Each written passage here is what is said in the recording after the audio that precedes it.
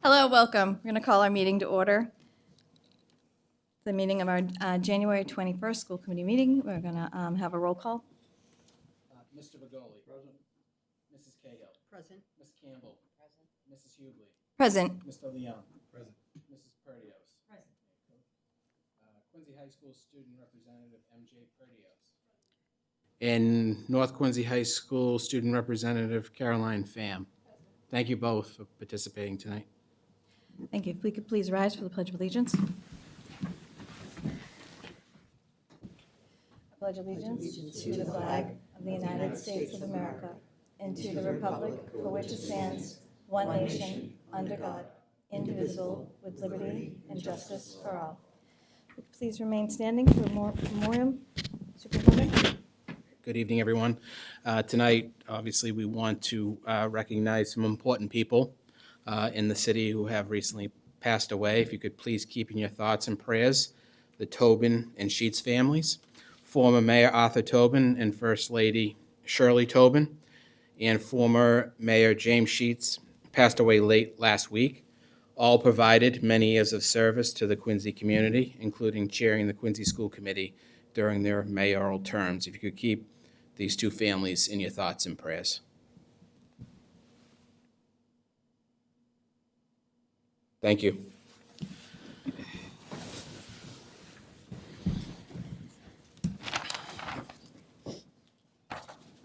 Thank you.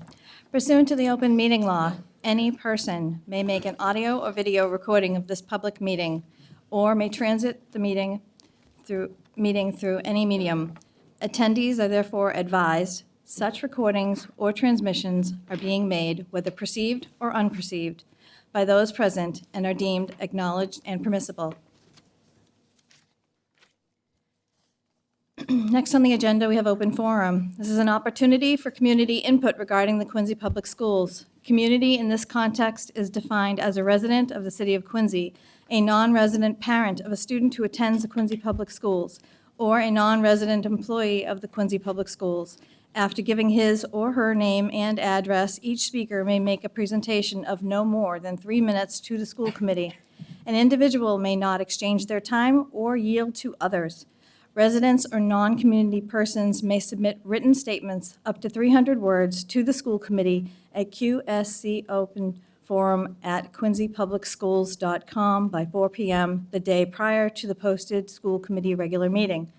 Written statements will be posted on the school committee section of the Quincy Public School website by noon the day of the posted school committee regular meeting. Do I have anyone at this time for open forum? Please come forward.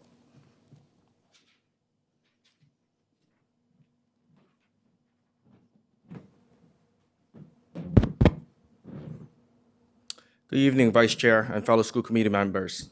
My name is Kai Lee from 42 President's Ave. I want to start with congratulating Beechwood Knoll and especially Southwest Middle School for being recognized by the Mass Department of Elementary and Secondary Education for the strong progress in ELA and math. I want to thank the school administrators, the educators, and the families for pushing their students. I'm Principal Mitchell. Like many parents across the city, my wife and I attended our children's winter concert. Ours was last month at Southwest Middle School and thoroughly enjoyed every moment of it. Even though there were some technical difficulties and a couple of students shared some jokes to keep the audience engaged while the difficulties were being worked out, I was amazed with the number of students that participate in the band music program. It seems more and more each year and year over year. I want to highlight Dr. Wilson, someone special that's able to get all these students engaged and playing to the same tune. Afterwards, he made himself available to engage students and parents.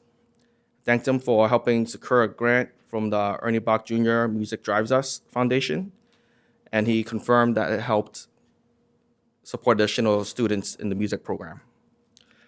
It was also great to see a lot of the parents, the pride and joy in their eyes, and the smiles on how well the students performed, their children performed. In chatting with some of them, they harp, and no pun intended, on practicing. I never see my kids practice, but when it's concert time, I don't know what to do, but it sounds great. And then we're treated to a phenomenal performance. We also agreed that there should be more performances. I know it's a lot of work, but I think it's worth it. Budgets might be tight, and I'm sure many others see the value in the music program that it brings our students and community. I urge the school committee and the administration to continue prioritizing this amazing program and provide our students and educators, such as Dr. Wilson, the support and resources they need to continue and expand. Thank you. Thank you. Do you have anyone else for open forum? Open forum, seeing no one, moving on. Next on the agenda, we have the superintendent's report. Superintendent. Thank you, and good evening again, everyone. The first item on the agenda is the 2025 Schools of Recognition celebration. At a ceremony held at the State House yesterday, Beechwood Knoll Elementary School and Southwest Middle School were honored as 2025 Schools of Recognition by the Massachusetts Department of Elementary and Secondary Education. Dr. Perkins, Southwest Middle School Principal Courtney Mitchell, Beechwood Knoll Elementary School Principal Marisa Rodriguez, and myself attended the ceremony yesterday. The Schools of Recognition designation is part of DESE's annual accountability process and is awarded to a select number of schools statewide that demonstrate meaningful progress toward accountability targets. This year's recognition highlights improved student achievement, particularly in English language arts and mathematics. Being named a School of Recognition reflects the collective effort of each school community. The progress made at Beechwood Knoll Elementary School and Southwest Middle School is the result of students' dedication to learning, educators' commitment to high-quality instruction, staff support, and strong partnerships with families. Congratulations again to the Beechwood Knoll and Southwest communities on the well-deserved recognition and the great work you continue to do for all of our students and families. So thank you very much.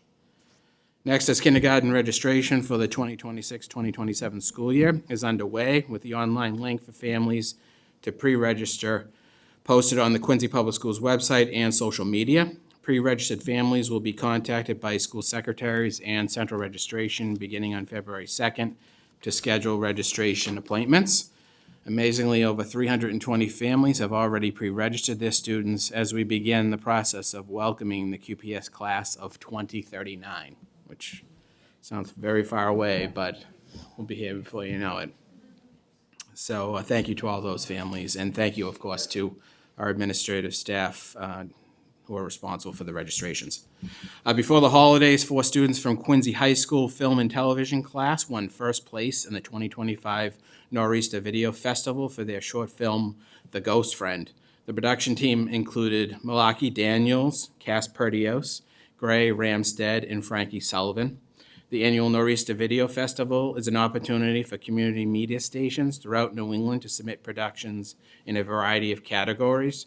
The students worked with QATV staff and collaborated to script, act, video, and edit their prize-winning entry. Congratulations to the students and QATV. The video will be shared on the QPS website and social media later this week. So again, thank you to everyone involved and congratulations to our amazing students. Next week, all grade 8 students will learn about the basics of CPR in their health classes through the Matter of Heart initiative. Thanks to Health Services Coordinator Andrea Hewer, middle school health educators, and partner Brewster EMS for their support of this initiative. I do want to kind of give everyone a heads up that this is scheduled for Monday, and looks like we may have a storm coming in that could affect this event, and so we're working with Brewster EMS so that we can potentially just postpone that event to the following Monday, but we'll make sure that the entire community is made aware of that in case we do have a cancellation due to snow. Nope, not yet. We're watching it carefully, so we'll see when that will be. Let's see. The City of Quincy has been awarded an FY 2026 Green Communities Grant in the amount of $250,000 to fund several energy efficiency projects in QPS buildings, including a heat pump and facilities management system for the Lincoln Hancock Community School pool, LED lighting for Montclair Elementary School, and a building control system for Parker Elementary School. These projects will also receive utility incentives through Mass Save, National Grid, and will save the district just under $78,000 on electric costs annually, which is really amazing. I have to thank Paul Hines and, of course, Margaret LaForest from the city side for helping us with applying for this grant and winning this grant. It's just another large amount of money that the city is getting to benefit our school facilities. So thank you to everyone on the city side for helping us with that. In your packet, school committee members received a copy of the Commonwealth of Massachusetts Attorney General's Open Meeting Law Guide. There's also a single-page form for you to fill out and return to Ms. Owens that certifies your receipt of this guide. This is completed each year. If you have any questions about information contained in the guide, please let me know. And lastly, upcoming Quincy Public Schools and City of Quincy events. Point Webster Middle School will be hosting their cultural fair on January 23rd at 12:45 p.m. This annual event is a wonderful way for students and families to share about the traditions of their homes, including celebrations and, of course, food. The combined high school winter recital will be held next Wednesday, January 28th at 6 p.m. at North Quincy High School. Central Middle School Drama is presenting Schoolhouse Rocks on January 29th and January 30th at 7 p.m. and January 31st at 3 p.m. The North Quincy High School STEM Fair will be held on Tuesday, February 3rd, and Quincy High School will host theirs on Thursday, February 5th, both starting at 5:30 p.m. Members of the community are invited to volunteer as a judge for either or both of the STEM Fair events, so please, if you're so willing, please do so. Links to sign up are found on the QPS website and social media, or you can call the superintendent's office if you wish. Quincy's Early College High School Pathway Symposium will be held on Thursday, February 5th at 9 a.m. at the Boston Marriott Quincy. Early College High School Pathway students, high school and Quincy College faculty, members of the superintendent's leadership team, and staff from the State Street Foundation and RTI International will participate in the morning's activities. Of course, school committee members have also been invited to attend, and if you have a moment and haven't done so yet, if you could please RSVP at the link that was emailed to you if you haven't already.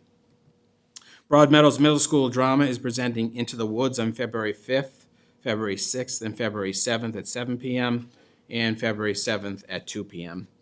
Mayor Koch will be giving the annual State of the City address on Monday, February 9th at 7 p.m. in the Lloyd Hill Auditorium at Quincy High School.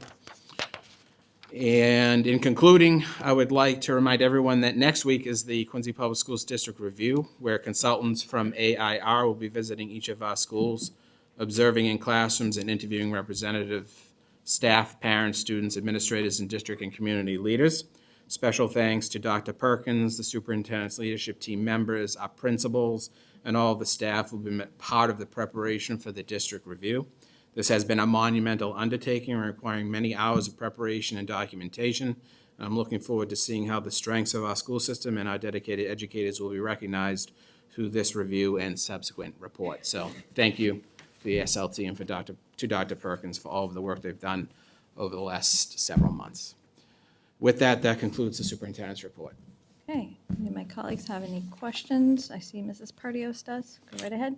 Thank you. More of a comment than a question. I just wanted to, going back to the Film and Television Production Award, I just wanted to give a really big thank you to QATV, the partnership that the Quincy High School Film Program has with QATV is just fantastic. My kid was one of the kiddos involved in that film, and they just have such a great opportunity there to learn a lot of different software and just, with the professionals that are at QATV and learn from them. And I just want to thank them very much for that. And the film, if you get a chance, take a peek. It's really, it's good and it's creepy, which is really kind of neat. So take a look at it if you have a chance. Thank you. Thank you. Thank you. Anyone else? No? Okay, thank you. Okay, next on the agenda, we have old business. Seeing none, we will move on to new business. And the first item on there is Student Support Services Program Improvement Plan. Mrs. Karas. Ms. I have to read all the letters.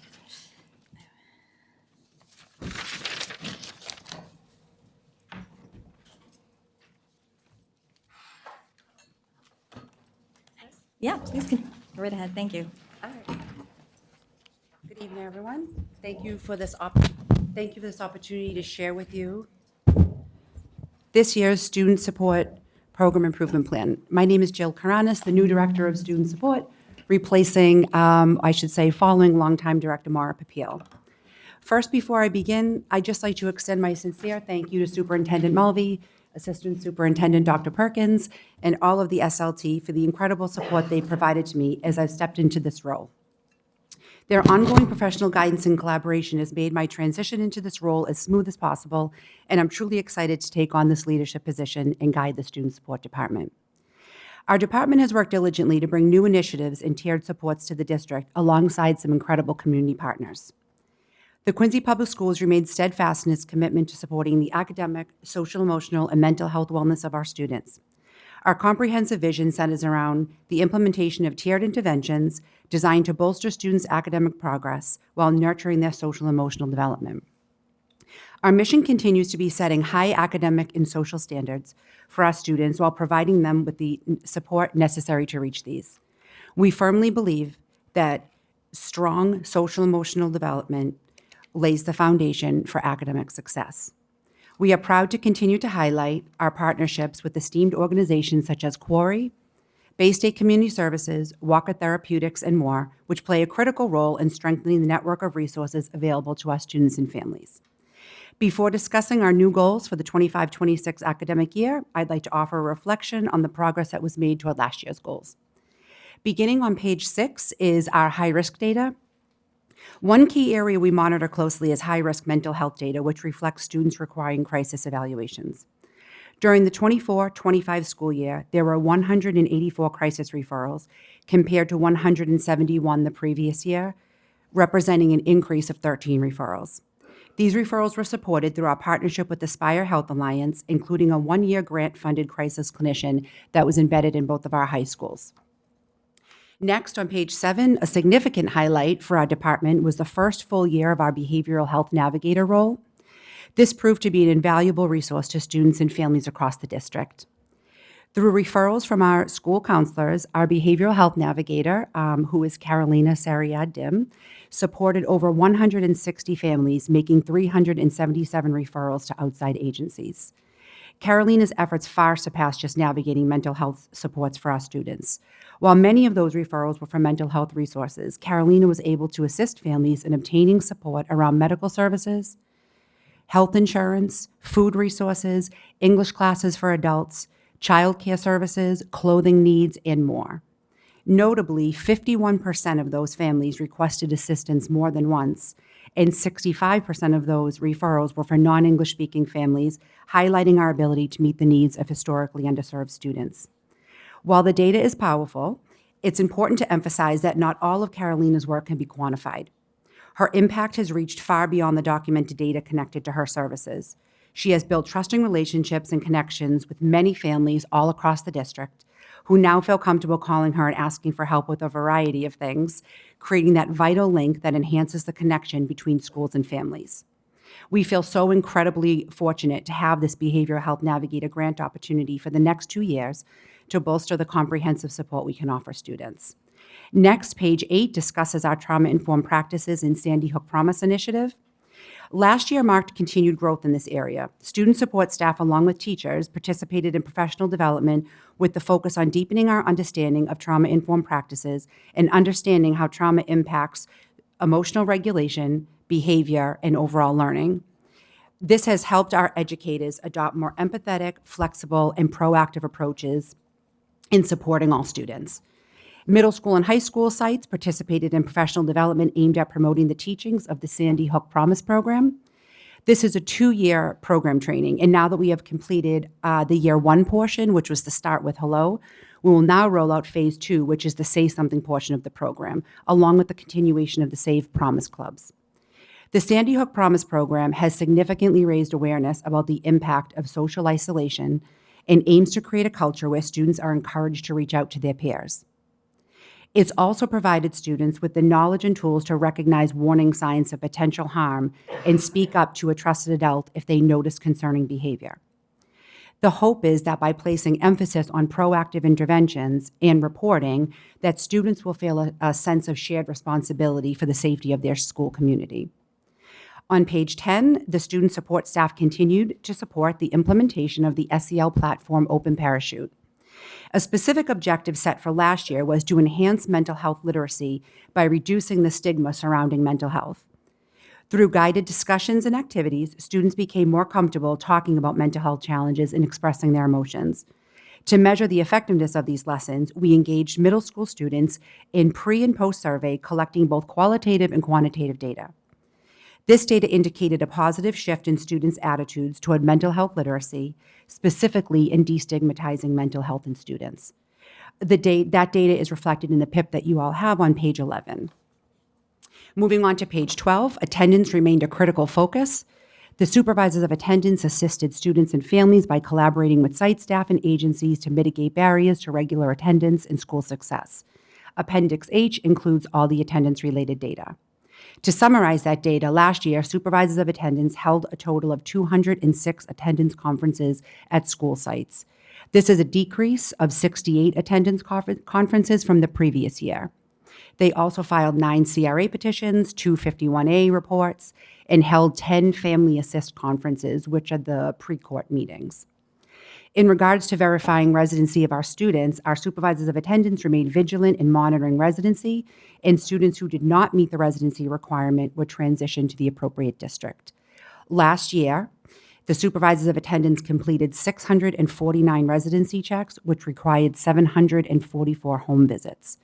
This led to 25 active students being discharged from Quincy Public Schools, as well as 28 students who were not approved to start in QPS after it was discovered they lived in other cities or towns. On page 13, our homeless liaison has worked extremely close with sites to ensure students who experience homelessness do not have a disruption in their education.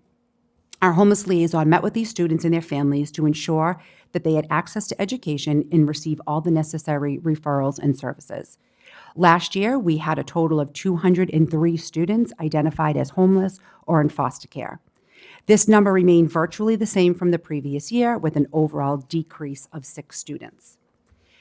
That concludes the reflection from last year's goals, and our new goals for the 25-26 school year begin on page 15. I can summarize the first 4 goals on page 15 to 18, as those serve as kind of overarching priorities across all student support teams, and they build upon previous year's goals. So these 4 goals for all student support teams include continued analysis of high-risk data, consistent follow-up to crisis referrals, and the expansion of trauma-informed classroom practices into all of our schools. In regards to the analysis of high-risk data, student support teams will continue to analyze the data and reports. However, a new goal of ours will be to refine this process by transitioning to an online referral form designed to consistently and efficiently categorize high-risk referrals.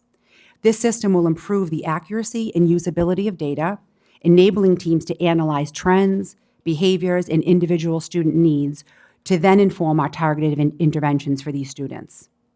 Next, student support staff will continue to participate in trauma-informed classroom professional development and school-wide initiatives to instill a culture of safety and belonging. This will be supported in collaboration with Sandy Hook Promise, Select Schools, which is our newest partner, Walker Solutions, and the continuation of open parachute lessons. Teams will also continue to leverage support from our partnering agencies and our Quincy Public Schools Wellness Coalition. Rotating student support staff will join myself, Director Kim Conley, high school adjustment counselors, supervisors of attendance, as well as our partner agencies, and our monthly QPS Wellness Coalition. This collaboration allows for the communication and sharing of agency resources to match our students' needs. Lastly, Quincy High School will continue to collaborate with Big Brother Big Sister, and this year expand their school-based program to both grade 9 and grade 10 students. Last year's matches will continue on as 10th graders in the program, while the new freshman class will be given the opportunity to be matched to a big. The goal is to match 90 new students by the end of the school year. On page 19 begins our goals for elementary, middle, and high school counselors. Goal number 1 is specifically an elementary counselor goal. From September of 2025 to June of 2028, all elementary school counselors and staff have a new and amazing opportunity to collaborate with our newest partner, the Alliance for Inclusion and Prevention Select Schools, to help foster a safe and supportive school climate that promotes both academic and social-emotional well-being. This collaboration with Select Schools has a 2-pronged approach. One is the SEL kernels lessons that I know you've heard a little bit about, and I'll go into a little more detail, and the trauma-sensitive school support. The kernels are evidence-based SEL lessons that are adaptable, targeted, and highly engaging. They are aimed at a number of social and emotional topics, such as improving focus and attention in the classroom, self-regulation teachings, managing emotions and impulses, managing peer relationships, and creating positive relationships with adults. The goal is to really focus on the integration of SEL practices into the daily classroom teachings as opposed to a siloed approach, so that these skills are routinely addressed and taught in all elementary school classrooms. These lessons are very easy to integrate for the classroom teachers at any point throughout the day, and they are also adapted for tiered interventions by counselors and psychologists.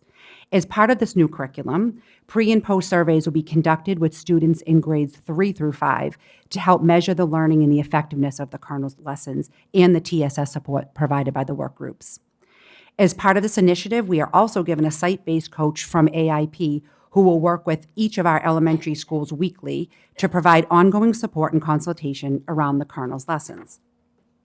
The second part of the partnership with select schools is the trauma-sensitive schoolwork. Student support teams with their principals will participate in TSS training to help evaluate their current practices and to assist in planning to create a sustainable trauma-sensitive school climate. On page 20 is our second goal, which pertains to middle and high school. During the 25-26 academic year, middle and high school student support staff will continue to engage in professional development focused on the implementing trauma-informed classroom interventions. A new component to this is specifically aimed at all 5 middle schools, as they will work with a coach from Walker Solutions to help refine these interventions and really individualize their supportive practices to the unique needs of all 5 middle school buildings. In collaboration with site administration, staff will also lead school-wide implementation of, as I spoke about before, the second phase of the Sandy Hook Promise initiatives, including the Say Something program and the continuation of the Save Promise clubs, as well as for the NAN project, which is our suicide prevention training. Following this professional development, sites will adopt a minimum of 1 new trauma-informed practice or an initiative to enhance their existing support systems. On page 21, we are thrilled to add 2 full-time substance use prevention counselors to our staff, funded by the Opioid Trust Grant. Our goal is to have student support staff collaborate with these 2 counselors to ensure that 90% of identified students in alternative ed programs, or for any student who's identified by student support for substance abuse concerns or use concerns, are referred to for appropriate clinical support. These counselors will also offer short-term individual and group counseling, as well as team with our high school health interventionists and our middle school health teachers to co-facilitate classroom lessons and school-wide initiatives around substance abuse prevention. In addition, our partnering agency in this grant, which is Bay State Community Services, they will be providing training to these counselors, as well as offering us supplemental curriculum for them to use to enhance our classroom lessons. Our last goal is for the supervisors of attendance, which begin on page 23, and for our homeless liaison, which is on page 25. The goals for the supervisors of attendance and the homeless liaison will remain the same. Residency and chronic absenteeism continue to be the focus of the supervisors of attendance. The homeless liaison will provide staff, families, and students resources and supports, as well as coordinating with services with community organizations so that our homeless students have equal access to resources with the least disruption to their education as possible. The Student Support Department is proud of the work we do every day to promote the social, emotional, and academic growth of our students. The unwavering support we receive from Mayor Koch, all of you, and with our partnering agencies has been vital in providing our students with the comprehensive resources they need to thrive academically and personally. I hope all this information gave you some insight into the work done by our Student Support Department and the vision that we have for continued comprehensive support for our students. I'd like to thank you for your time and happy to answer any questions you may have. Thank you very much for that very thoughtful and thorough program improvement plan. Very nice. Thank you. I'll open it up for questions from my colleagues. Mrs. Cahill. Hi, thank you. I don't really have too many questions. Mostly, I just want to say thank you for the work that you're doing, because I'm looking here, you have maybe about 100 staff members that work on all of this. And even with that, we need the partnerships to really be able to service our kids. So the partnerships that you have are really impactful, and taking advantage of that is really, makes a lot of impact for our students. So I love that. I did have a question about the opiate trust grant. Is that just for a year or? It's for 3 Multiple? years. Oh, good. So this is year Okay. 1, so we'll have it for 2 additional years after that. Okay, that's great. Yeah. And the faculty or the counselors that you have for those positions, are they, what kind of training, like, what is their background? That's a really good question. yeah. So they're certified counselors. They didn't, when they came into it, specifically have a lot of like substance abuse training, which is one of the reasons why we partner with Bay State, who's one of the leading organizations in substance use prevention. So they've provided them with necessary training that they need to implement these curriculums that can be used individually with students. They can do small groups with students. They can also do preventative curriculum in classrooms. So Bay State is giving them ongoing training throughout the life of the grant. Basically curriculum and what- and Yeah, and Bay some State's been direction. an incredible partner for Okay, us yeah, with and they're this. great. Okay, so that's great to hear, because I was wondering how we did that. And I think that's really all I had. That was my biggest question. And I just wanted to say that I know from, education has really evolved, right? So when, I'm not going to look at you, Paul, but when Paul and I were probably in school, it was about academics and really, focusing on mental health and social emotional learning is so important because, and we're trying to target that because we understand that, not only academic support, but lifelong success as well. Exactly. If we can, educate kids and guide them early. So, and actually one other quick thing, the home visits, when we go in and check on the students, how many staff members do we have doing that? We have 3. 3. You talking about the home visits with the supervisor of attendance? Yeah, Yes. yep. 3.5. 3.5. Yeah. And how are they doing? Do they find like they're having, sometimes I have some concerns about their safety or, kind of having interactions that maybe aren't really, that are a little bit scary. How's that been going this year? Fine. None of them have noted any concerns. Like, they're not really doing, when those home visits, we should say, they're not happening like at night. They're typically happening during the day.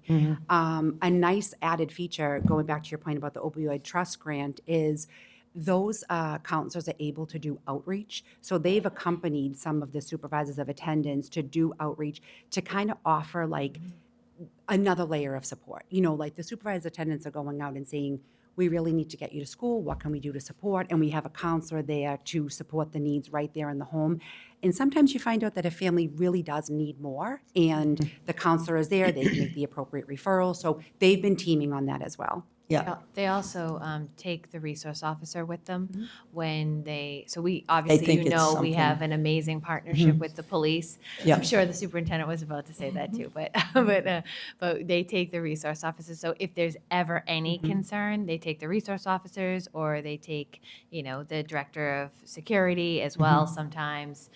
So we make sure they don't go alone. they have support with They them. do, absolutely, yep. Yeah, and I love the behavioral health navigator because that's huge in respect do of we. so many. And that's why you probably get, they come back because then they find that, there's a lot of things that we don't know where to go to, and so it's important for them. And they have an identified person. The counselors, do a lot of that too, but when you have an identified person for it, it's important to note, just our wonderful luck is she's bilingual, and I think has really been able to tap into a population that we haven't maybe represented as Baby Well in the past, or they don't feel as represented. So she's been able to make so much headway with like really engaging students and parents in the school community and feeling comfortable coming and asking for help. Well, it gives you another layer of support, right? Because all these different partners have different focus, and then this is another person that can focus in a different Yeah, direction. we've had great So, success with it. Yeah, It's it's amazing. great. Thank you, thank you. Ms. Campbell? Thank you so much for this. I mean, you can really see how comprehensive the work is and how thoughtful it is about the individual needs of each student. And I'm curious about how far along you are, like what percentage of staff would you say are trauma-based, have been trained in trauma-based supports? And also, what supports are there for the staff? This sort of work can be really hard outside of the teaching, and I'm wondering what layer of supports are there for the staff that are doing this work?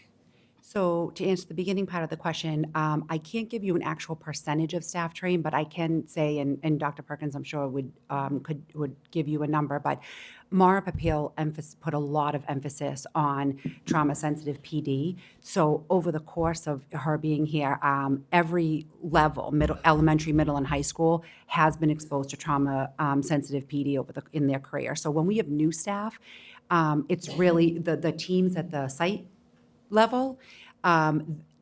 Typically, principals will kind of like go over what their practices are, what their missions are for that school, so that new staff have some sense of how they're, using these trauma-sensitive strategies.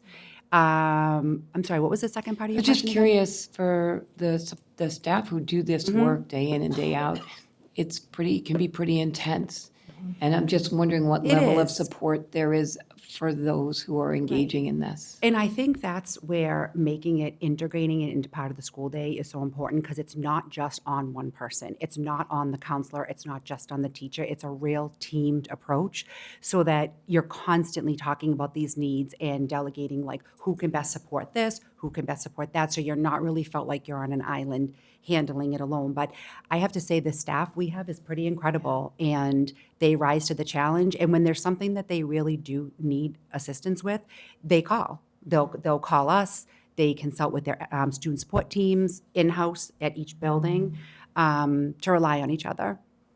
And I actually think this year, I do know that Charlie Applestein, in one of our professional developments, offered a new professional development, should be in your packet, about maintaining staff, like how to keep yourself engaged and not get burnt out by the needs. And so he did a training on that as well. He's very well liked, so we plan on inviting him back. So that's something that I can certainly look into, actually, for him to redo that presentation about self-care for staff. Great, thank you. You're welcome. Mr. Leung. Hi. Hi. Thank you for the information.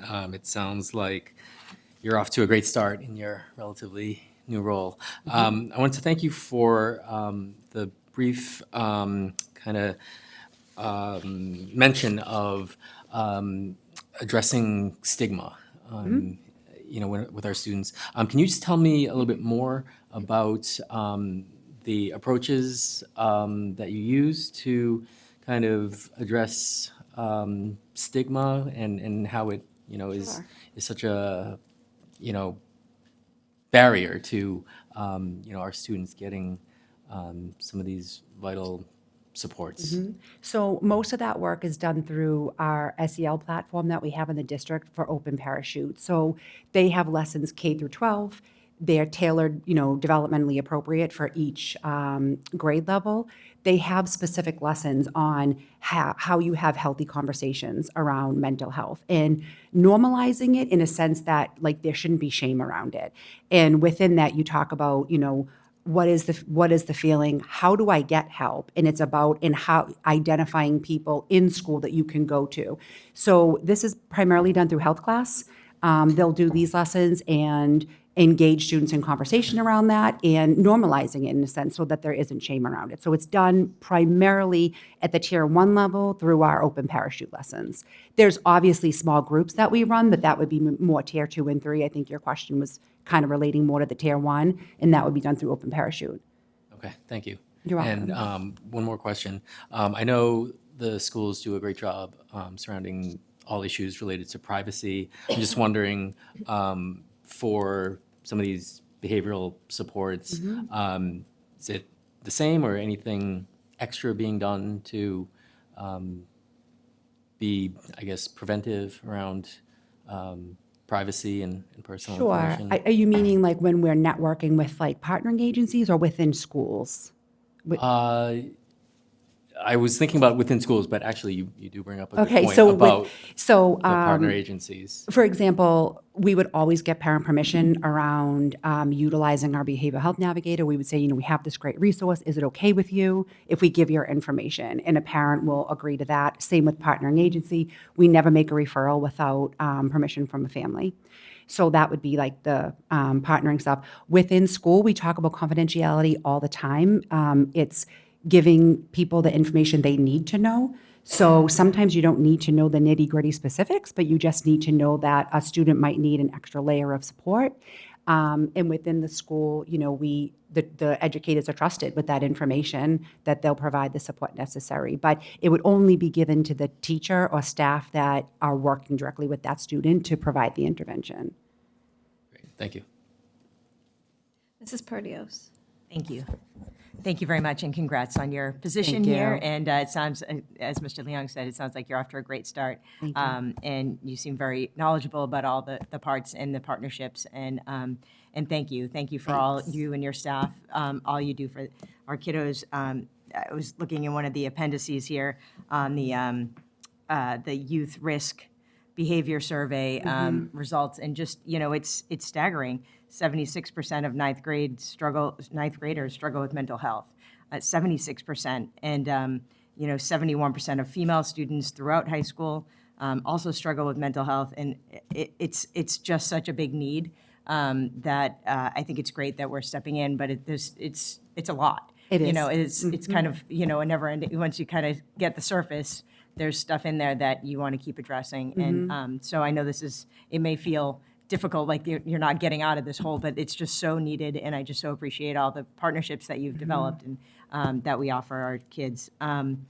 Do we have any updated information on it? So this youth risk behavior survey that we have in here, I think is from 2024. Do we have anything from 2025? Is that something students take every year, or?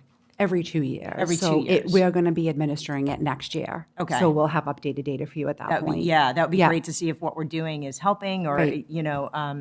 just impacting it at all. That would be really great to see. Right.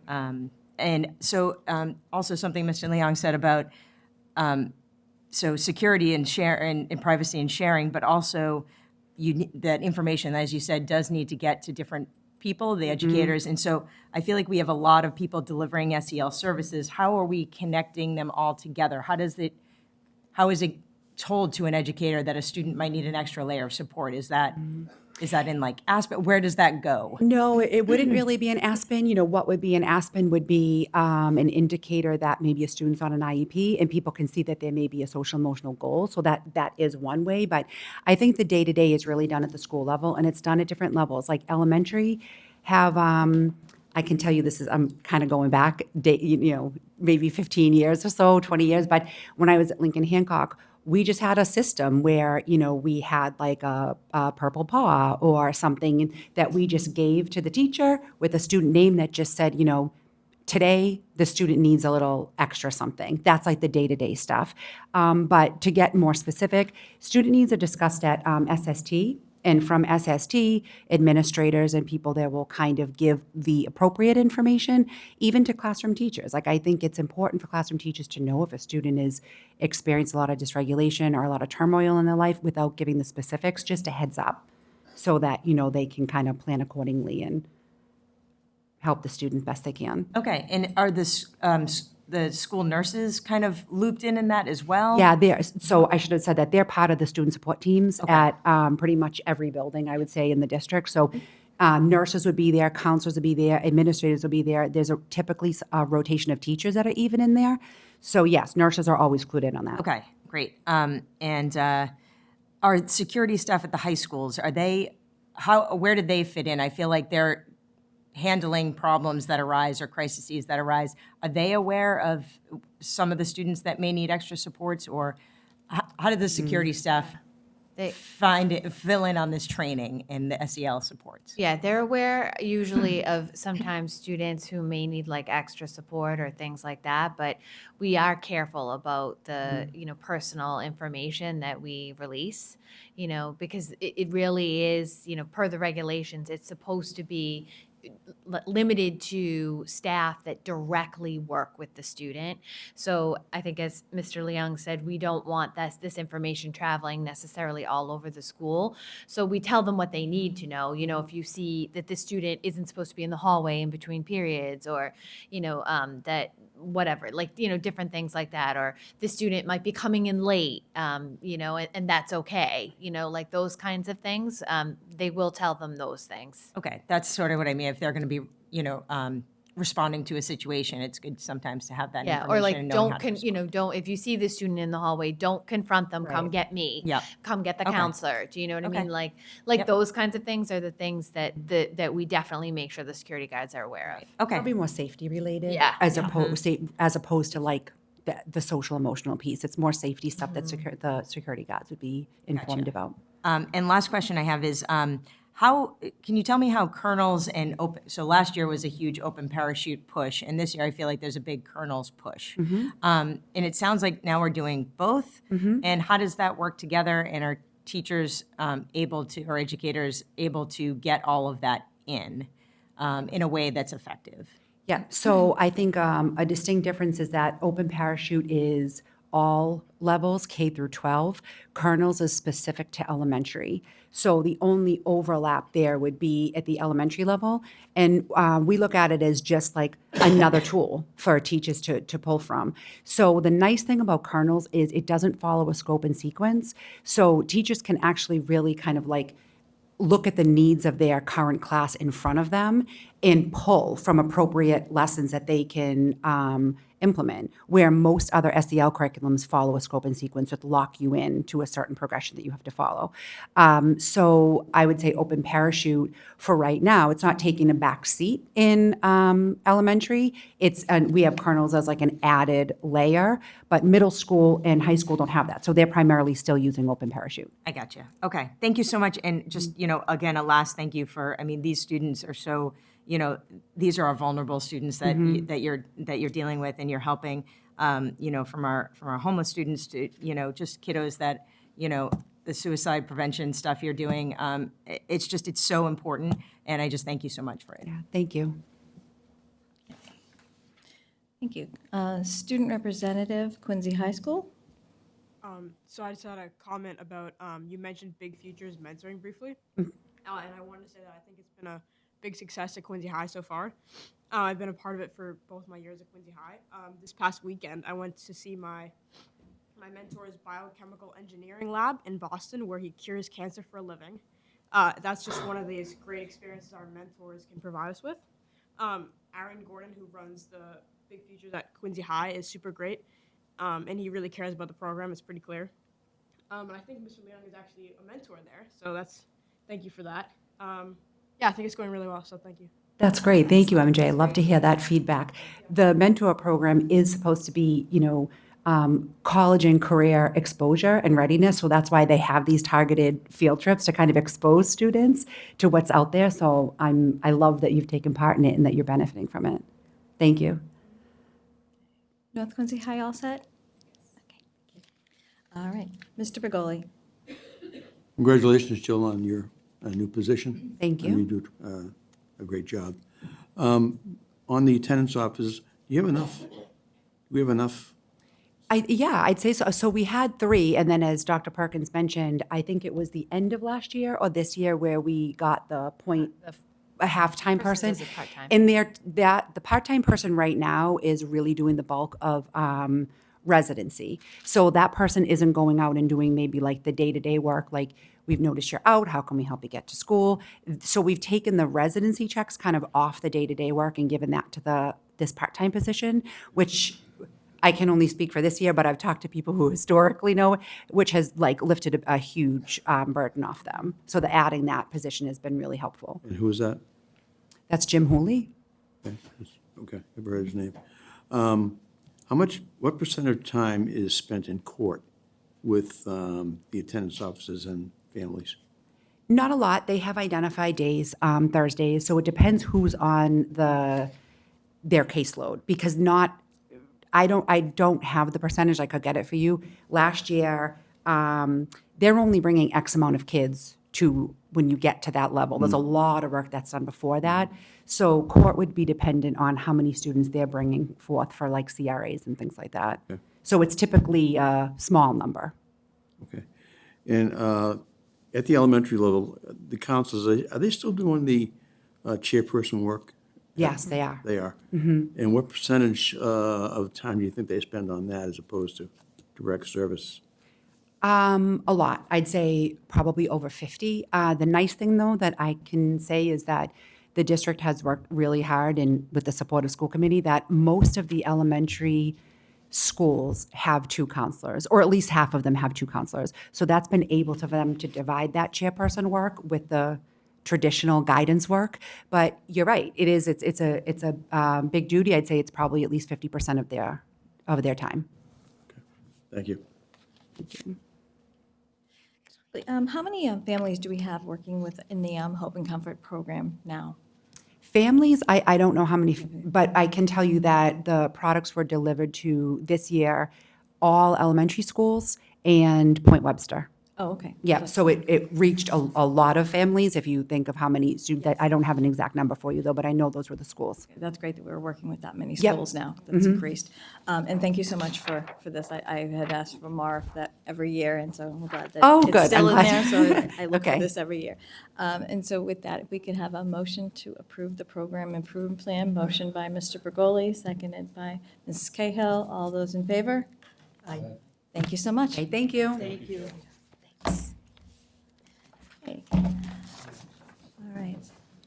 Next on the agenda, we have Mathematics Program Improvement Plan, Ms. Quinn.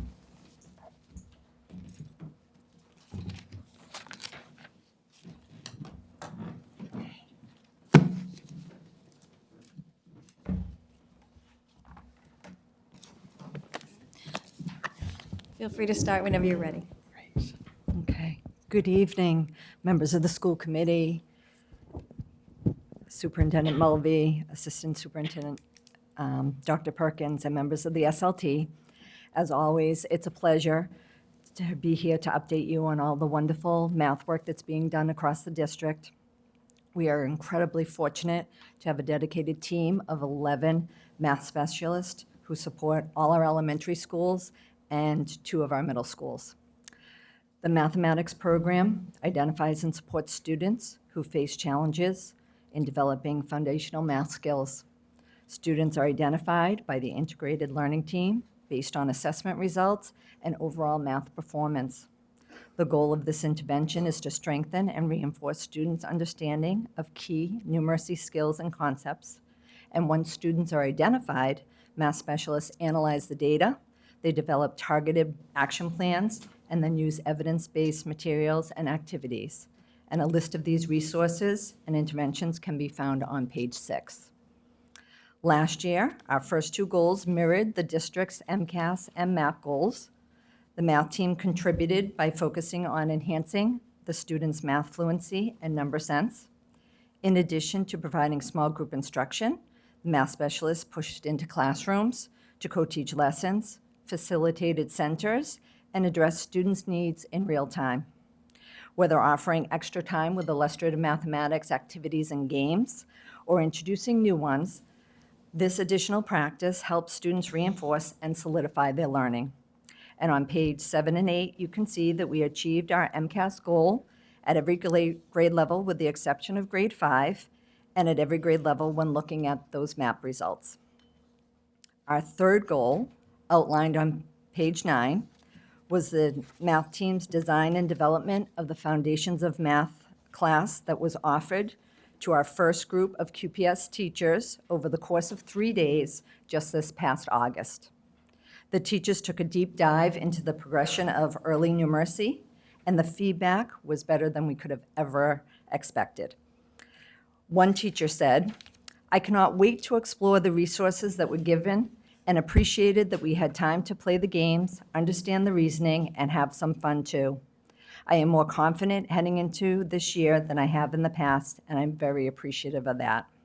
Another teacher said, "We had many great conversations, worked out any confusion that students might have with games, and received different manipulatives to work with. I have already begun recommending this course to other teachers in Quincy, and they are interested in learning more about it. And then finally, I thought this course was a great resource. Being a kindergarten teacher, many times PD only showcases the upper grades. What was so nice about this course was that it highlighted how in kindergarten, all of these math concepts are beginning. It was also great to see and hear how these concepts apply to the older grades. I think that this course would be great for anyone that teaches math as a subject. It can benefit teachers from pre-K all the way through middle and high school. And we're looking forward to offering this course again this summer, and we're hoping to get even more QPS teachers to be a part of that. Our fourth and final goal from last year, which can also be found on page 9, was to collect and curate at least 10 digital math resources for families to combat that summer slide.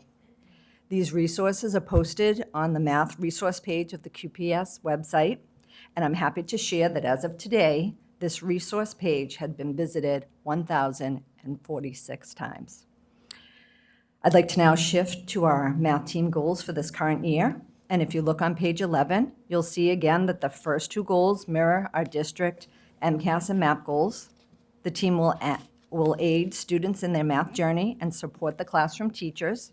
In addition to giving targeted instruction to our math students, the team will support teachers with the administration of the math and help their schools facilitate ILT meetings where they analyze data, share findings, and make adjustments to their schedules as needed.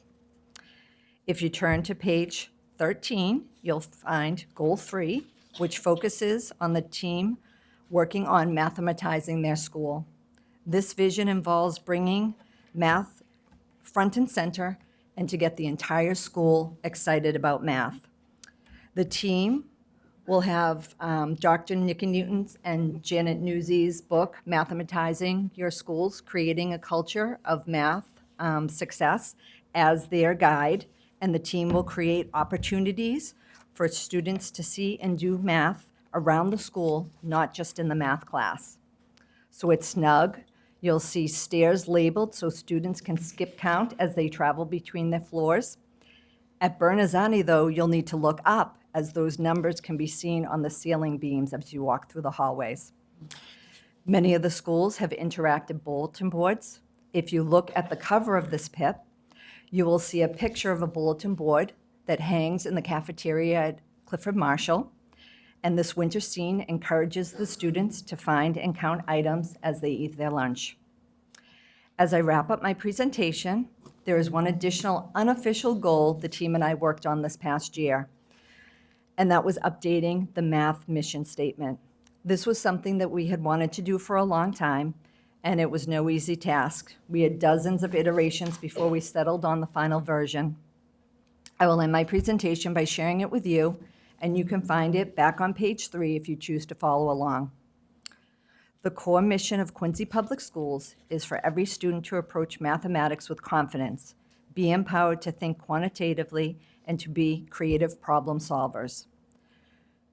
We are committed to actively engaging students in experiences that promote curiosity and inquiry, all the while maintaining high expectations by utilizing rich math tasks. We aspire to move students beyond the memorization of procedural components and elicit and celebrate different approaches to problem solving. We will consistently strive to maintain high expectations, cultivate student engagement through growth mindset, solidify student understanding through the use of manipulatives and models, differentiate instruction through tiered activities, small groups, and targeted centers, elevate discourse to promote discovery and convey understanding. We believe that mathematics goes beyond subject matter and skill acquisition, ultimately inspiring individuals to become lifelong learners. The math team is very proud of all the work that we accomplished last year, and we look forward to implementing the 2025-2026 Mathematics Program Improvement Plan over the next coming months. And at this time, I would be happy to answer any questions you might have. Mr. Leung? Thank you for your presentation. Couldn't agree more about math being so foundational.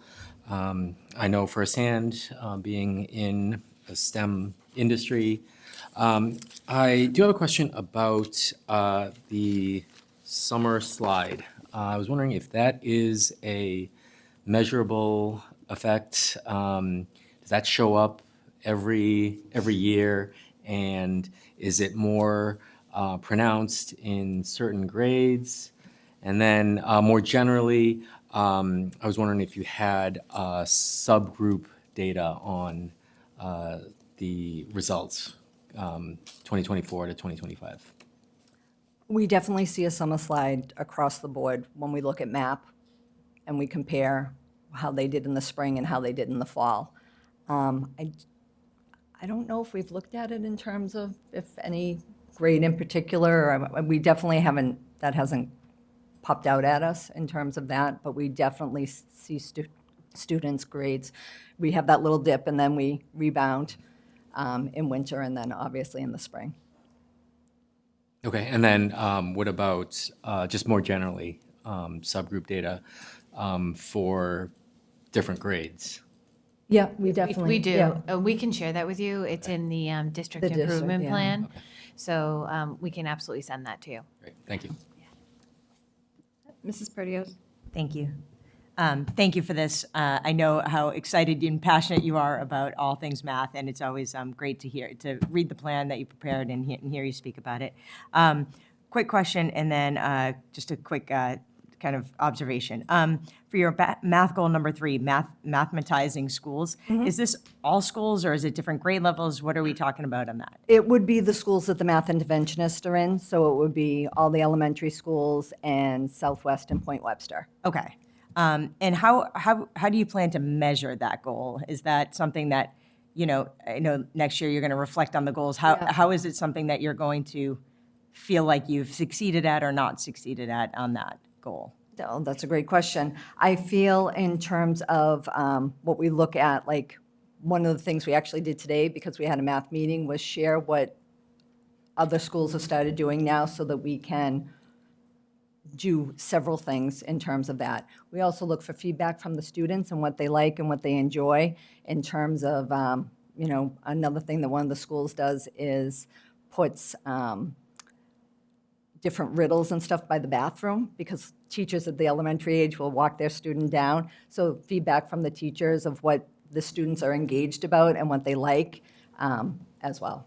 That's great. Excellent. And then just an observation, just that, when you were reading the mission statement, it really kind of hit me, although I did read it, but it kind of hit me more when you were reading it, that just when we were in, when I was in school 100 years ago, you memorized the way to do it and you memorized the formula and that's how you did it. You didn't have conversations. There weren't multiple ways to do it. And if you happen to get the right answer, that's great, but that wasn't the right way to do it because it was the way the book told you to do it or the teacher told you to do it. So just the way that we approach math now, I think is just so much more approachable for just different students. I know I was okay at math, but I didn't love it. And I think that this might be a way to just get kids to really like math a lot more.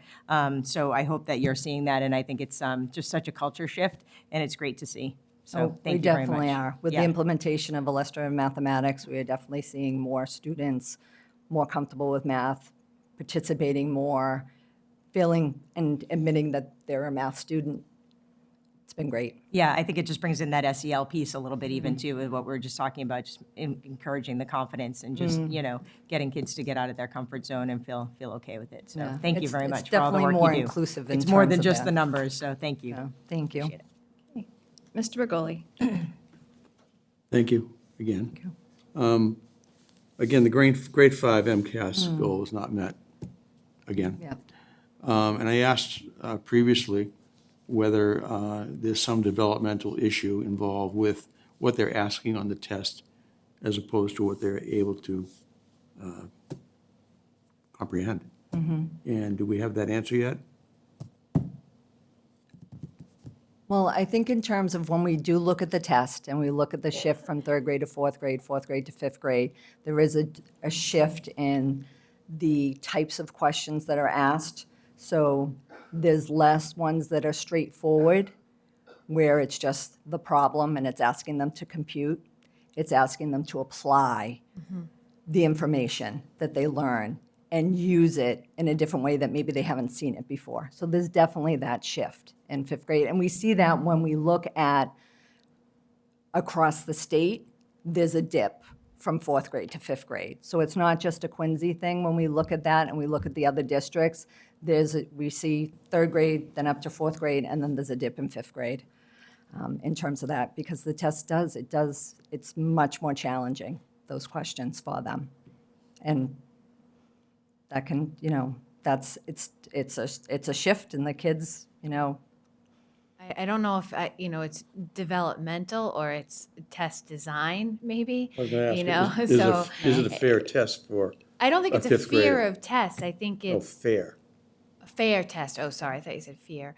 I mean, it could be a fear too, but it's not. But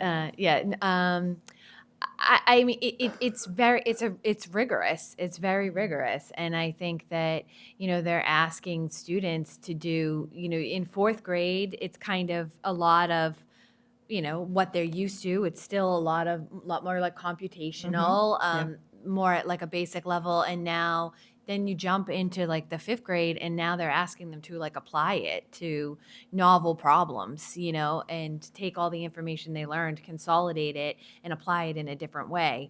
And I think that throws kids for a loop the first time they see it. And I think you see it rebound in middle school. We definitely saw it rebound in middle school. But I think that the first time they see that type of a question, I think is very challenging. So, whether or not I couldn't say whether or not it's a fair assessment. I think as Kim said, it's a common issue throughout the state that this dip happens. So, hopefully the test designers will take a look at that as they continue to, pilot questions and do things like that. But, so we're working on it. We have new curricula. Kim's been working on it extensively, working with the teachers in fifth grade to make sure we're doing our part and we're exposing the kids to these kinds of problems. So those are kind of all things that we're working on.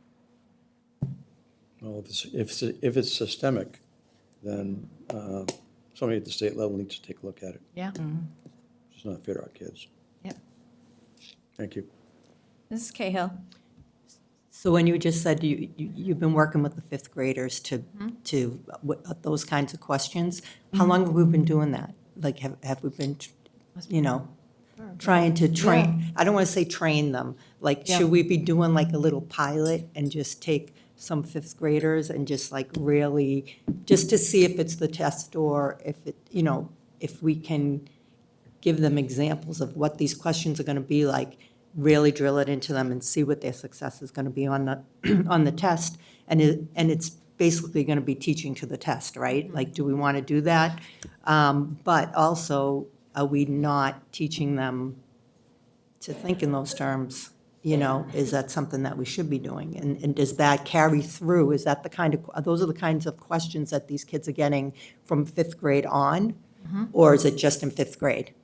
The application of the different theories in math and all that No, stuff. it's the shift that happens from fourth grade to fifth grade where So they. the type of right. testing. Yeah. So should we be like doing a little bit more of that to try to get them to learn how to do that work? So when they get to fifth grade? Yeah, and we've talked a lot about that. We've done our professional development when we work with the grade 3 to 5 teachers. We talk a lot about how we can give them that practice without teaching to the test, Yeah. right? Where we can put those in, times that we can, and where it falls in the curriculum, where it makes sense, so that they can see how it's applied, right? So that we're not just doing a question randomly, we're pulling in a question when we're doing that fraction unit and adding those pieces into it. So we have a great resource that I actually got from another district where they pulled all those questions by grade level. All the teachers have access to that. We have it on a shared drive. We've started to do more work where we align them to illustrative mathematics, right? So it makes it a little bit easier than just looking at it by, like, say, fractions or whatever. So we are doing that work as you So say, it's- without like stopping everything and just trying to like get them ready for a test. I kind of feel like it's a little bit like the SATs and things like that. When the kids are taking these tests, it's not, sometimes it's not about, when you go and they go to take training, you know, they go and pay for training to take the SATs. It's basically training them how to take that test so that they can succeed in it. And again, I don't believe that in that theory, but is it a way to get the students to start thinking in how to apply that math going forward, if that Right. makes sense. Right, yeah. And a lot of. You know more than I do and what you need to be doing, but it just seems like if we know that there's a shift there, that maybe that's the direction we should be kind of going. And I think we did that with switching over to Leicester of Mathematics, because that has a lot of that. We're applying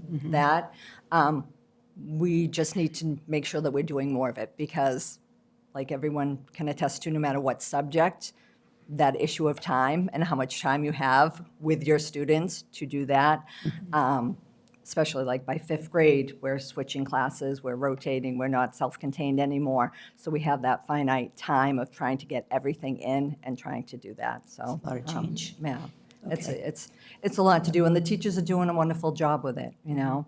And I feel like each year we do a little better at doing that and figuring out the best way to balance all of that, because, I mean, their schedules sometimes change year to year too, in terms of Yeah, it's complicated. how many classes Yep. they're teaching, how many students they have, all of that.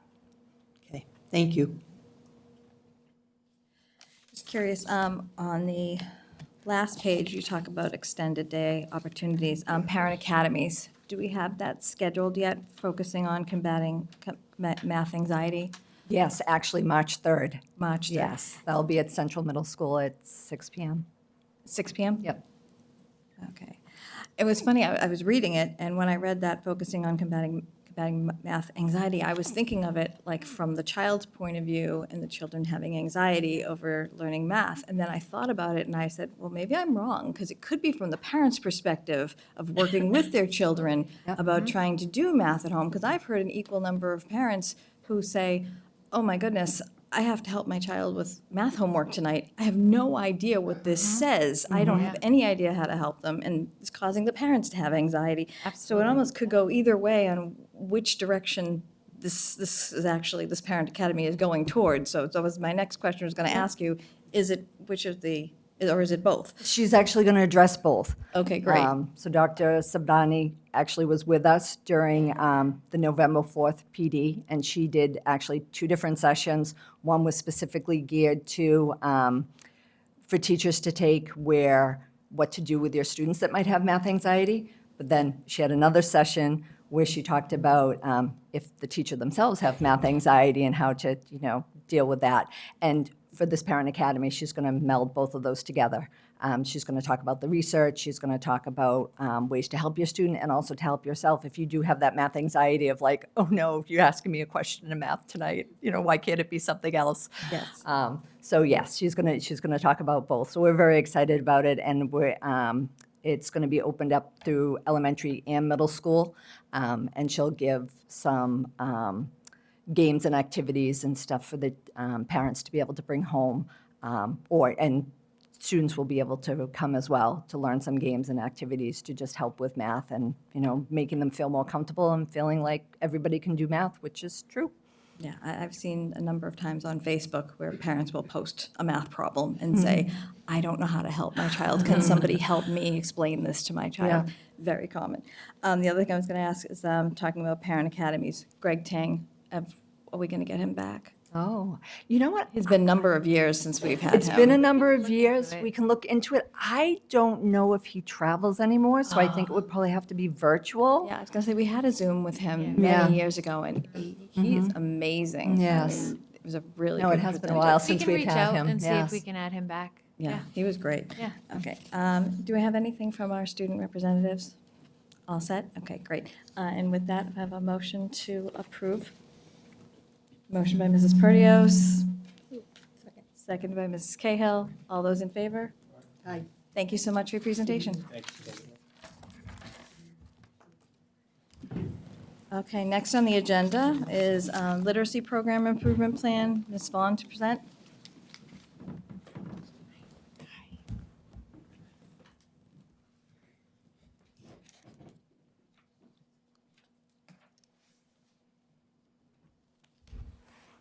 And you can begin as soon as you're ready. Thank you. Hi, everyone. I hope everyone is doing well. Good evening, Vice Chair Hubley, members of the school committee, Superintendent Mulvey, and all of my colleagues here tonight. I'm honored and thankful to be presenting the Quincy Public Schools Literacy Program Improvement Plan. I'd like to begin tonight not with a chart or a data point, but with a child. It's 8:15 a.m. in a Quincy Public Schools elementary classroom. A second grader hangs up their backpack, grabs a book bin, and settles onto the rug. The teacher opens the morning message, and together the class reads it aloud. Some students glide through the words. Others pause, sound out, and try again. Everyone is reading, and everyone belongs. Later that morning, during literacy block, that same student rotates into a small group. The lesson is targeted and intentional. They tap out phonemes, map sounds to letters, reread a decodable text for fluency, and pause to talk about what the text means, not just what it says. When they finish, they smile. Reading felt doable today. Down the hall, a kindergarten class is clapping syllables and playing with sounds. First graders are building words with magnetic letters. Third graders are writing about what they've read, using evidence from the text to support their thinking. Across the building, literacy looks different, but the purpose is the same. At lunchtime, our student excitedly tells a friend about a character from their audiobook, accessed through Sora with a single sign-on. After school, they stay for a literacy club where reading is joyful, social, and fun. At home that night, a caregiver opens up a Home Connect letter and sees progress, not just scores, but growth. This is what literacy looks like in the Quincy Public Schools. It's not one program or one test. It's a system designed to catch students early, respond to their needs, and build confident, capable readers. It's phonemic awareness and phonics, vocabulary and fluency, writing and comprehension. It's data and heart and structure and creativity. Tonight, I'll share how our literacy program has continued to strengthen that system over the past year, what our data tells us, where we've made meaningful gains, where we still have work to do, and how our goals for 25-26 build directly from what we've learned. Because every data point represents a child, like the one we just met, and every decision we make shapes their day, their confidence, and their future as a reader. Over the past year, the Quincy Public Schools Literacy Program has remained focused on one core belief, that early, intentional, research-aligned literacy instruction changes outcomes for children. In reflecting on 24-25 goals found on page 10, our first goal was to reduce the percentage of K-3 students identified as well below benchmark in foundational reading skills using our Amplify MClass with Dibbles early literacy screener. We saw encouraging and meaningful progress. Kindergarten met the goal precisely with a 15% reduction from fall to spring. Grade 2 also met its 7% reduction target. Grade 1 made progress, decreasing by 8%, though falling short of the 15% target. Particularly notable, though, given stronger entry data compared to the previous year. And grade 3 remained an area of concern with a slight increase in students identified as well below benchmark. This data matters, not as judgment, but as direction. In response, we're adding a grade 3 CKLA skills intervention, strengthening targeted supports at a critical transition point where texts become more complex and expectations increase. Our second goal on page 12 focused on reading comprehension measured by NWEA map growth in grades 2 and 3. Here the results were particularly strong. Grade 2 exceeded the growth target by nearly 3 RIT points, and grade 3 exceeded its target by more than 2 points. These gains reflect the impact of intentional small group instruction, consistent use of high-quality materials, and educators deeply engaged in analyzing and responding to data. When we look across 5 years of MAP growth found on page 15, we see a clear pattern. Quincy students are sustaining strong reading growth over time, evidence that our systems are working and improving. This year reinforced several important truths. Early screening and progress monitoring matter. Strong Tier 1 instruction paired with responsive Tier 2 and Tier 3 supports changes trajectories. Professional learning directly impacts student outcomes, and literacy success requires coordination across classrooms, schools, families, and systems. Our goals for the coming year, found on pages 17 and 18, are intentionally calibrated, ambitious, but grounded in data and developmental realities. Goal 1 continues our work in reducing early reading risk across grades K through 3, with differentiated targets that reflect where students are and where they need to go. Goal 2 maintains strong expectations for reading comprehension growth in grades 2 and 3, aligned with national norms and past success. To support these goals, our action steps listed on pages 18 through 23 focus on strengthening early literacy screening systems and guidance, deepening data analysis through ILT collaboration, expanding access to high-quality instructional tools like Lexia Core 5, Read Live, and CKLA, and many others, enhancing multilingual learner supports through native language resources, increasing student access to high-quality text through Sora and audiobooks. Professional learning remains the engine of this work. You can find our comprehensive list of professional development on pages 24 through 27. In 2025-26, educators will continue to engage in Orton Gillingham certification and coursework, Lexia Amplify and Read Naturally implementation coaching, writing instruction through the Writing Revolution and the Writing Pathway, conferences, workshop, and literacy institutes aligned to real classroom needs.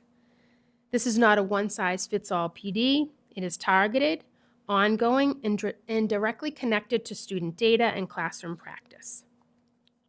In looking ahead, at its core, this work is about equity and access. It's about ensuring that every child, regardless of background, language, or learning profile, has the tools to become a strong reader, writer, and thinker. We're proud of the progress we've made. We're clear-eyed about where we need to improve. And we are deeply committed to continuing this work with urgency, collaboration, and care.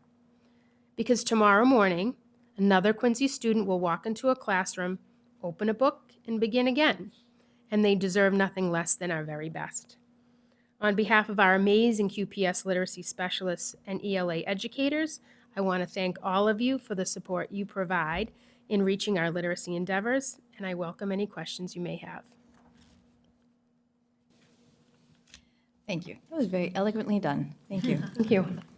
I have questions from my colleagues. Mrs. Perdios. Thank you. Thank you so much, excuse me, Mrs. Vaughn, for this. Just so that I'm sure that my questions are going to be framed correctly. So the interventions in this PIP are just limited to grades K to 3, correct?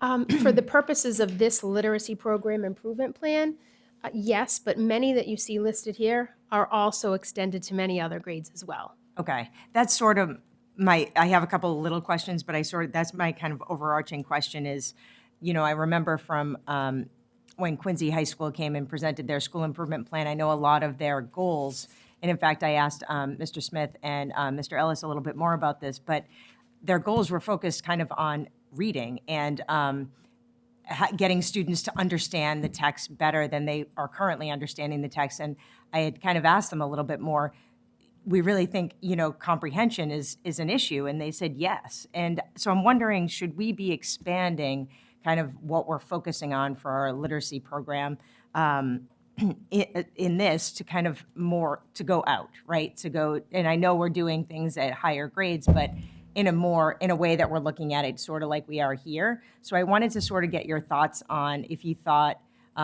knowing that that's happening at the high school level, that they're feeling like reading comprehension is still an issue there. And sort of on page 17 here, where our goal for the spring is for grade 3 for 15% of students to not be identified as well below benchmark. So there are still students that are below benchmark at grade 3. Do you feel that we should be expanding our kind of official efforts and what we're tracking and what we're doing here to include some of the higher grades? Yeah, I appreciate the question. Historically, for the purposes of this program improvement plan, it's been on early literacy foundational reading skills, which includes grade 3. In fact, if you remember a couple of years ago, Massachusetts finally recognized that by making that early literacy regulation that all schools include grade 3 with their early literacy screening. But I see what you mean, and I do think that that is happening. It does happen a little more formally, say, for example, in the special education program improvement plan and in our district data presentation that we do. When we look at all the data, we include MCAS with that. If you notice, the goals here are focused, the data points, I guess I should say, are focused more on the early literacy screener and the comprehension from the lens of the MAP test. But many of the interventions, because we know it's still a need in other grade levels, are continued beyond grade 3. Okay. So that's something that we can discuss. I don't know, Erin, if you have any Yeah, thoughts. I mean, I think that we focus on a lot of what Bridget does. Yes, she focuses on comprehension, but she's also focusing on the decoding and the phonemic awareness, particularly obviously in grade K to 3, because that's where it starts. Because if you can't decode the text, you're going to have really a harder time comprehending it. So when she talks about the well below, that's really focused on the phonics of it, and the phonological processing of it. That is what our literacy intervention is. So Bridget, this plan was initially created to support the literacy intervention team. And so those educators, which I think there's about 24-ish of them, right? 24? 20. 20, Yep. okay. So, and they support K to 3 students and pull small groups and things like that. So we don't have literacy interventionists at the older grade levels. Certainly something we can talk about. I mean, I think obviously, more literacy intervention is a wonderful thing.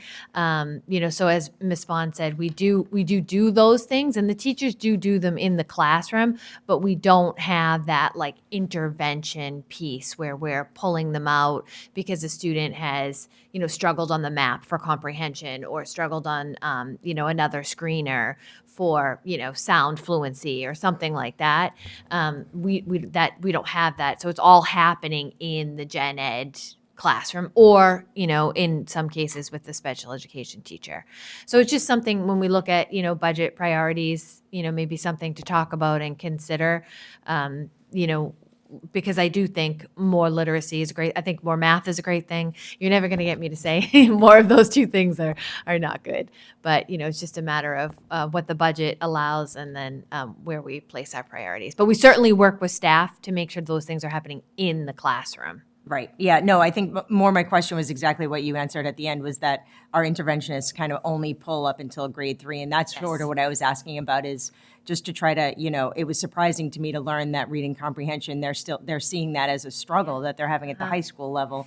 And so I've been waiting for this presentation so I could sort of say, how far down the stream should we be going to kind of support these kiddos so that when they're getting to high school, they're not struggling with reading comprehension, right? So just that might be something that we need to look at budgeting time if you guys feel like, as you're working with the high school teams and just sort of seeing how that's connecting to the early literacy interventions we're doing, maybe that is a priority that could be helpful to some of those outcomes at the high school level too.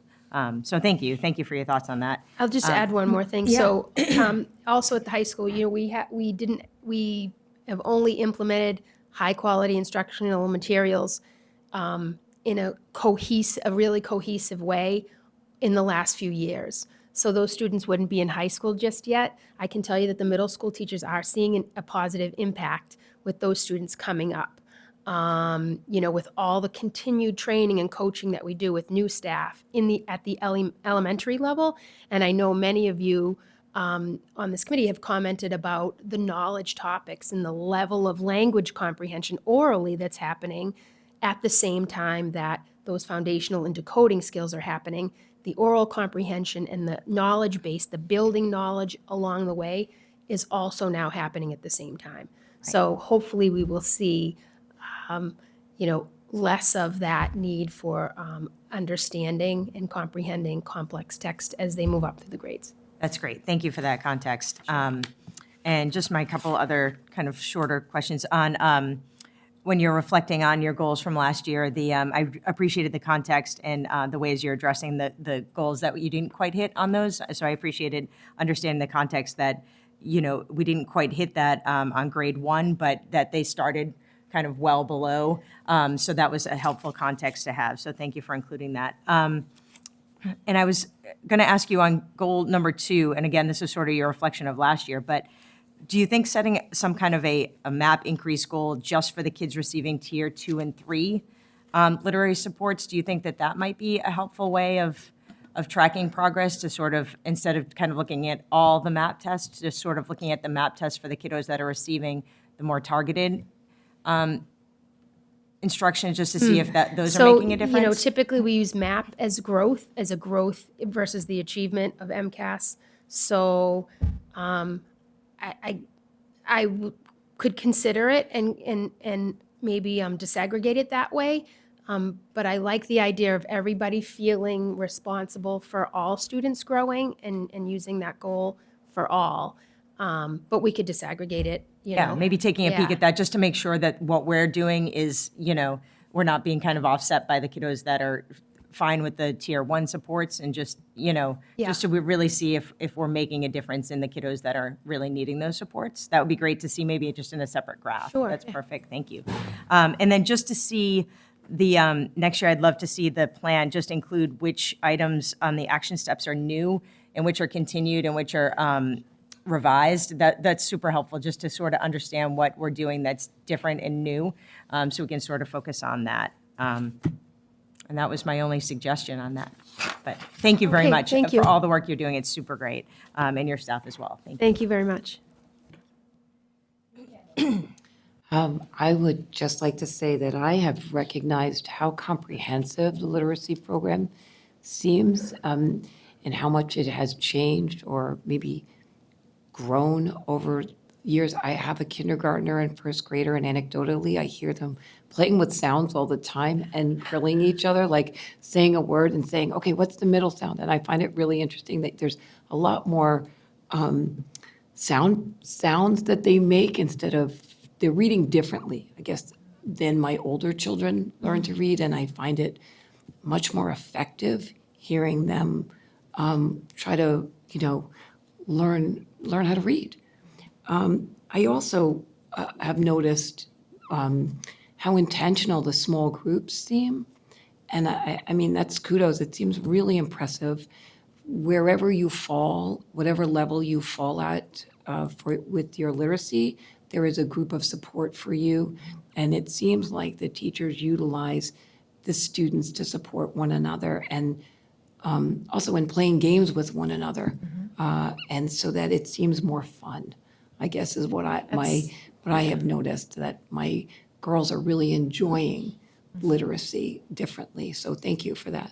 Thank you. That's great feedback. Thank you for the presentation, and thank you for painting that vivid picture at the beginning. It sounds similar to what goes on in my house. I have 3 young readers, but there's always room for improvement. I'm curious to hear your opinion, and/or if you have the research on the role that audiobooks play as a tool or a supplement in building literacy skills. Sure. So we've sort of just added that informally this year at the suggestion of a QPS parent, and the great thing about Sora, this application, is that now with single sign-on, students can access the curated books that we choose that connect to either the curriculum or the decoding skill or the diversity. We're just adding in text from Raising Multicultural Kids into Sora, but also they don't need to have a library card. So they can also access any book from the Old Colony Library Network, which is, what Thomas Crane Public Library is a part of, and they can read audiobooks. My opinion on the good or the bad about audiobooks, I think, when we're talking about access and equity, I think it's a great thing. It's more access for more students for what they need. I mean, Sora is an application where, depending on what the publisher offers, those books can be available in ebook form with dyslexia fonts, with, students with visual impairments can make the text bigger or smaller. They can highlight, they can annotate. And then other books the publishers release as audiobooks, which, we just had a presentation, was that last week? I think it was last week. With Citywide PTO about the benefits of Sora. And so we talked about, things like audiobooks being played in a car ride. And if you're out for a walk, and you can have stories available to you no matter where you are with an audiobook. But, if you're asking my opinion, I think print is super important, but I think access and equity, language comprehension orally, and then also being able to decode and print is obviously the goal for literacy. So I think more access is always better. I don't have the research around specifically what those specific benefits are, but does that answer your question? Yeah. Okay. If I could just add, I am a big fan of audiobooks as a former special education teacher, So I agree with Ms. Vaughn. I think we think very similarly on literacy. We're very aligned. And I agree with Ms. Vaughn that print is really important in exposing students to print, but sometimes when you have a student, especially a student who may be dyslexic or a struggling reader, and they need to access grade level text, it relieves a burden because the whole time that they're reading, it for students who are either learning to read or struggle as dyslexic students or students with dyslexia, that's a lot of effort for a student to decode when they're learning how to do that. And so when you take that lift off of them for like grade level text, like if your class is reading Because of Winn-Dixie or something like that, right? And you want the student, as Ms. Vaughn said, to have access and to be able to read what all of the other students in their class are reading, at a pace that's going to let them keep up. I think audiobooks are a really wonderful option. I always encourage families to have their child read along with it. So have the hard copy with them and listen to the audiobook at the same time. It also, I think, is really important because it provides a student with a model reader. So they're learning intonation and inflection and how you pause when you read. So I think it's all wonderful. But as a special education teacher, I can tell you, and as a special education director and administrator and having done extensive work in special education, there's a lot of research to support that when you're providing. I used to do it years and years ago. It was called like Recording for the Blind and Dyslexic, and I used to have audiobooks for all my kids so that they could access the 7th grade materials. So I think you're still teaching these students how to read, how to decode. You're still really pushing the exposure to print and the decodable text and things like that. But to provide access to grade level curricula, I do think audiobooks is a really great option. Excellent. Thank you for that insight. Got a couple of questions. Are all our resource room teachers certified in Orton Gillingham? I believe so. If not, we are at a really good place right now. I'm Ms. sorry, Gray did you is say behind me special here. education? Yeah, we Special are, education, yes. EL, many of our EL are also certified, Okay. and our literacy teachers are also certified. Very good. so we have a I just large sent out number. an email. Are there any new staff that we need to, that aren't, that we may have missed for whatever reason? We're at a really good place right now with Orton Gillingham, but we continue to sponsor QPS teachers in doing the full level 2 training, which is the associate level. That's great to hear. Yeah. You know, when do kids, is it a certain grade level where they finish learning how to read and then they are reading to learn? So. Maybe could help answer Mrs. Perdios' question. Yeah, so typically it's when you talked about math and grade, that transition in grade 5, it's grade 3. That's the grade.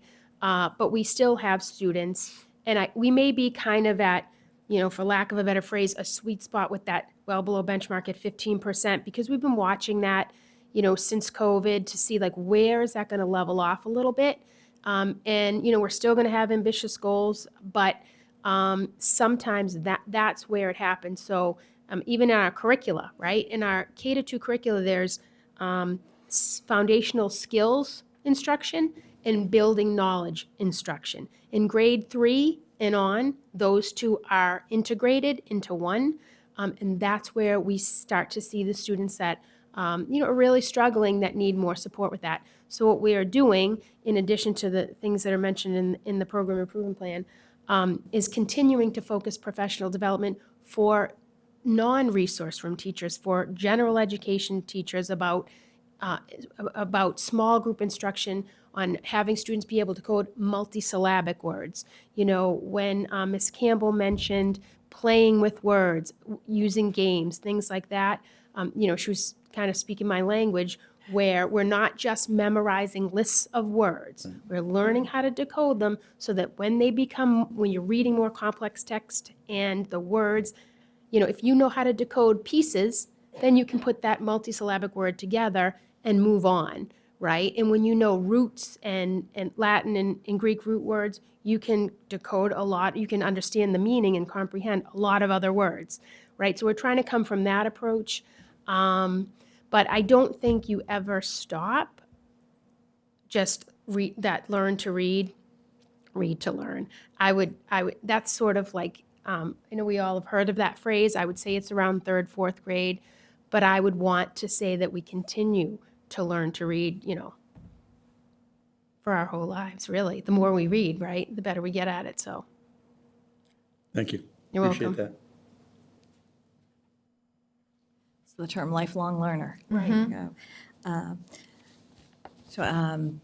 One thing I noticed on the back page here, you have National Schwa Day celebration. You're going to ask me about that. And, well, I read the whole packet at the back, and I said, I had to look it up, because I'd never heard of that before, and it is coming up on April 7th, so I was wondering how we're going to celebrate, if the kids are going to indeed wear their pajamas to school and talk about banana, Oh, yes, you're right. So, National Schwa Day is a national holiday that is recognized now by an author that we've had speak to some of our QPS teacher, Yvette Mans.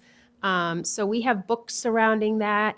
Teachers get dressed up. They post words all around the school. They do a lot of fun activities just to recognize it, because it is sort of, under-recognized in the literacy world. So to make a big deal and put it out there makes it more accessible and understanding it.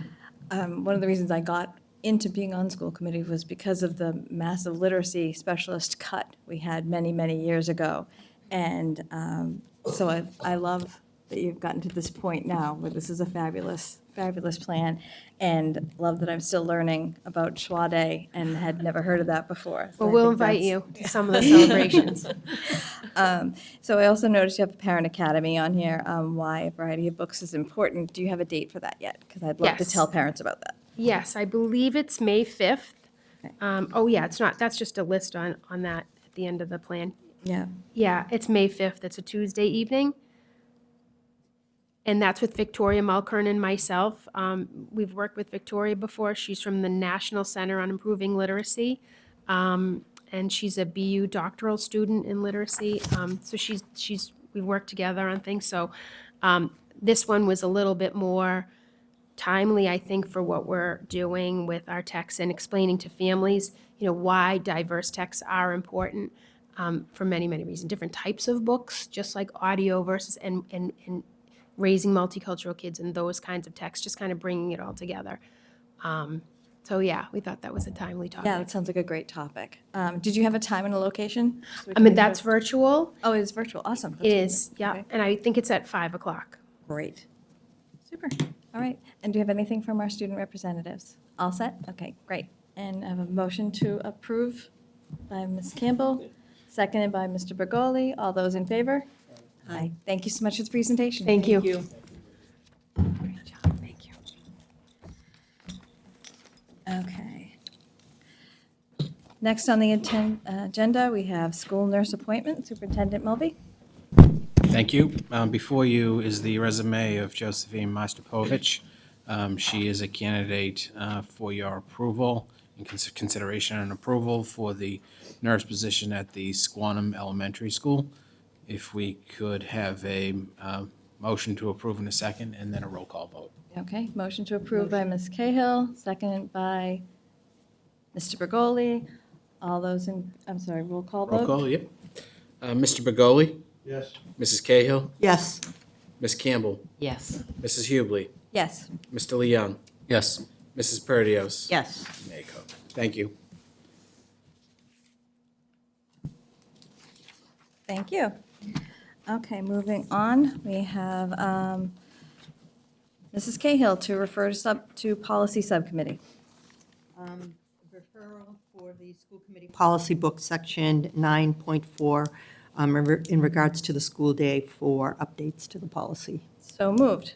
Ms. Cahill, we have another referral to policy subcommittee.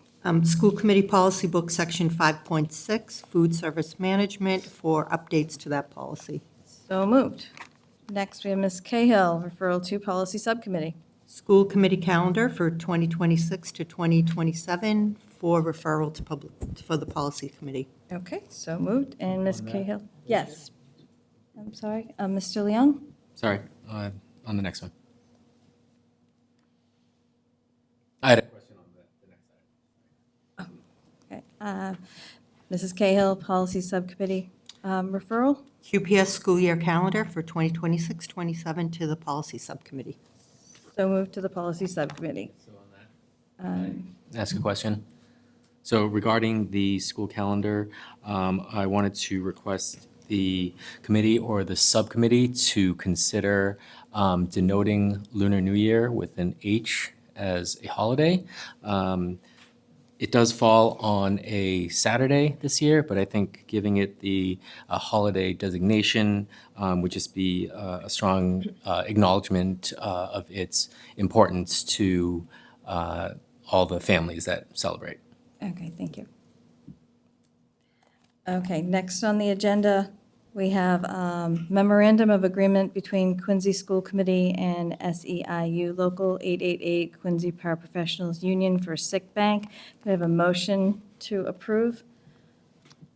Motion by Mr. Bergoli, seconded by Mrs. Cahill, and we need a roll call vote. Yes. Yes. Ms. Campbell? Yes. Mrs. Hubley? Yes, Mr. Leon? Yes. Mrs. Perdios? Yes. And Mayor Cook. Thank you. thank you.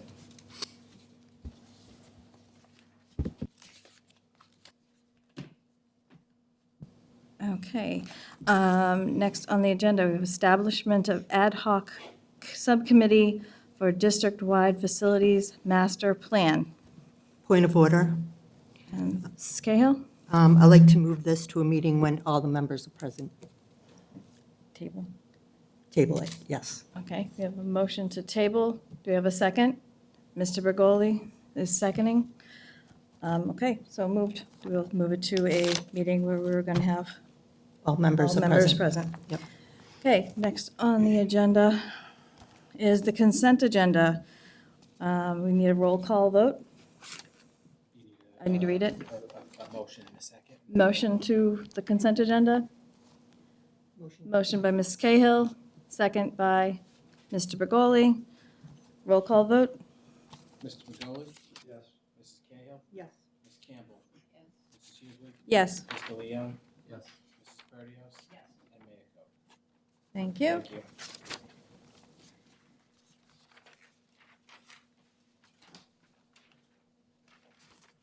Okay, next on the agenda is additional business. Seeing none, move on to communications. All meetings are held in the Coddington Building in the school committee room. Upcoming school committee meeting at 6:30, February 11th, 2026, March 11th, and March 25th, 2026. Upcoming subcommittee meetings, February 4th, 2026, Teaching and Learning and Policy. February 11th will be the quarterly budget, finance, and audit, and starting at 6 o'clock. Next on the agenda is reports of subcommittees, and all right, we had the report of the December 10th Joint Facilities, Transportation, Security, Teaching and Learning Subcommittee, and a joint meeting of the Facility Security, Transportation, Teaching and Learning Subcommittees was held on December 10th, 6 PM in the Coddington Building. Mrs. Lebo introduced the item before the joint committee, reopening Amelia Della Chiesa Early Childhood Center for the new pre-kindergarten classrooms and kindergarten classrooms from the Lincoln Hancock School. Mrs. Lebo reviewed from the teaching and learning perspective. Mrs. Hubley spoke on the facilities perspective. The meeting minutes are online in full, and I do not see any corrections to these minutes for Mrs. Owens. So we will move that. So moved.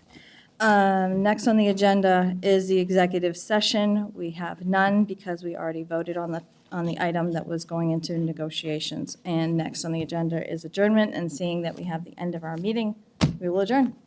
Thank you. Thanks, everybody.